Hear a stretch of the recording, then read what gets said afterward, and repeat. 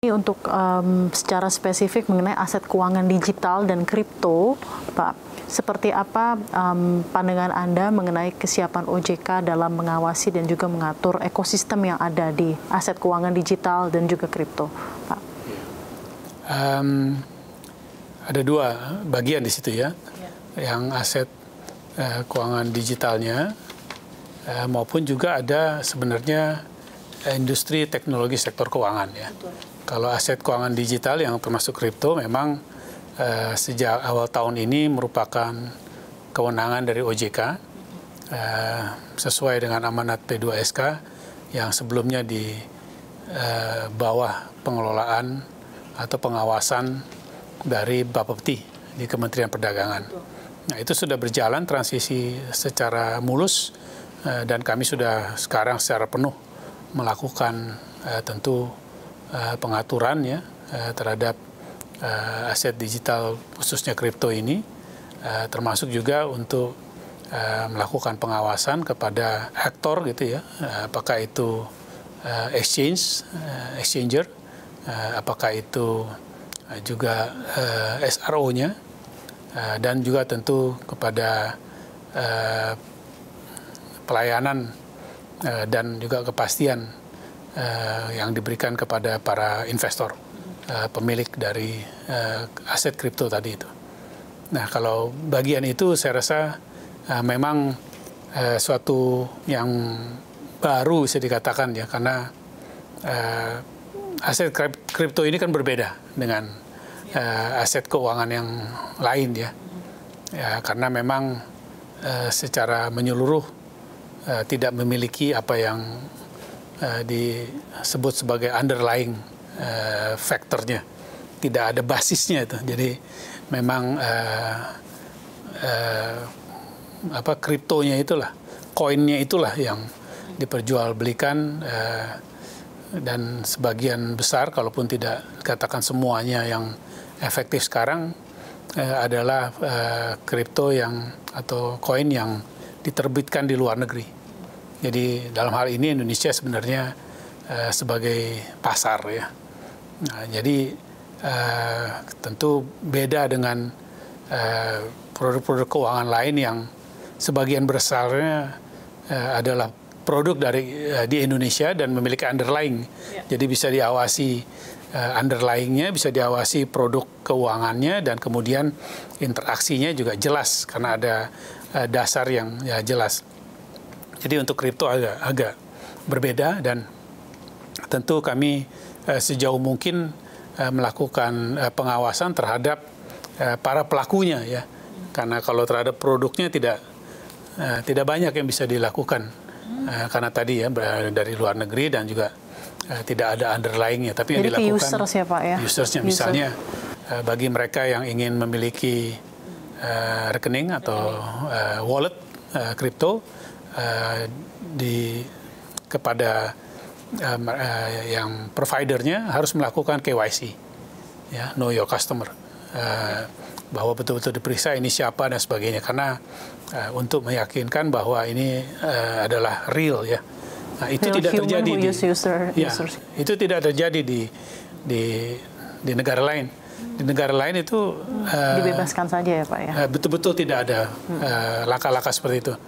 Apakah siapa yang memiliki, di mana, apa, latar belakang bagaimana, tidak ada. Background checking dan KYC seperti itu. Itu kami lakukan untuk tadi, dan juga dari kacamata transaksi yang selama berada di dalam lingkup di Indonesianya bisa kita pantau dengan baik ya. Tapi tentu begitu dia bergerak ke luar negeri ya itu tantangan tersendiri ya. Itu untuk di kripto, dan secara relatif tentunya tidak bisa dibandingkan dengan industri keuangan lainnya. Secara relatif kami sudah secara maksimal ya melakukan langkah-langkah tadi, untuk maksimal dalam arti menetapkan pengaturannya dan kemudian memulai langkah-langkah untuk minta para pelaku tadi melakukan laporannya, dan kami melakukan pengawasannya sejauh itu dimungkinkan dengan apa yang kami sampaikan tadi itu sudah berjalan. Nah, di sisi lain yang namanya industri teknologi sektor keuangan itu bukan hanya kripto. Ada dua lagi industri yang sudah muncul di era OJK menangani hal ini sebagai mandat baru dalam P2SK, yaitu industri yang terkait dengan agregator keuangan. Nah, itu adalah satu industri yang tugasnya adalah ataupun yang perannya adalah mengumpulkan berbagai permintaan atau minat untuk melakukan transaksi keuangan, investasi dari pelaku-pelaku individu dan mengagregasikannya dan kemudian melakukan interaksi dengan lembaga keuangan lain. Itu satu. Yang satu lagi yang disebut dengan alternatif credit scoring. Credit scoring ya. Kita tahu bahwa di dalam sektor keuangan khususnya untuk kredit dan penilaian kredit itu terdapat suatu assessment mengenai kelaikan orang untuk memiliki kredit atau melakukan pinjaman.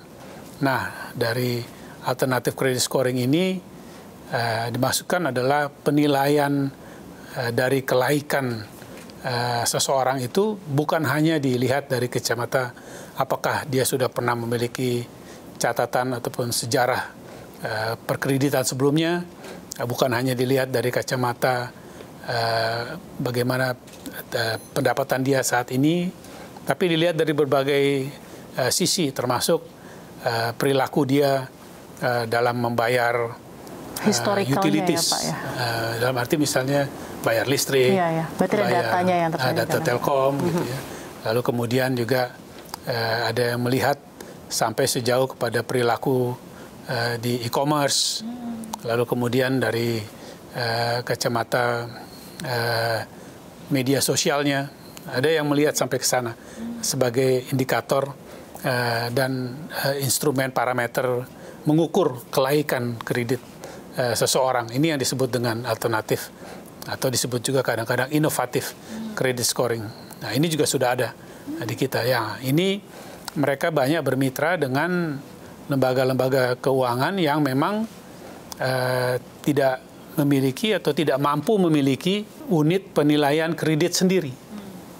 Nah, banyak dilakukan dengan BPR, lalu juga dengan lembaga keuangan yang lebih kecil ya, yang memang untuk mereka memiliki ataupun melakukan kontrak dengan lembaga kredit yang besar dan formal, konvensional itu terlalu besar biayanya. Jadi ini ada tambahan tersendiri. Selain juga ada beberapa jenis industri lain yang masih dalam tahap pencobaan yang kita sebut dengan regulatory sandboxing.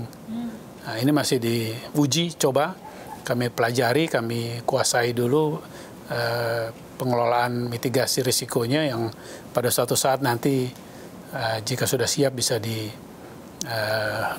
atau diterbitkan. Baik.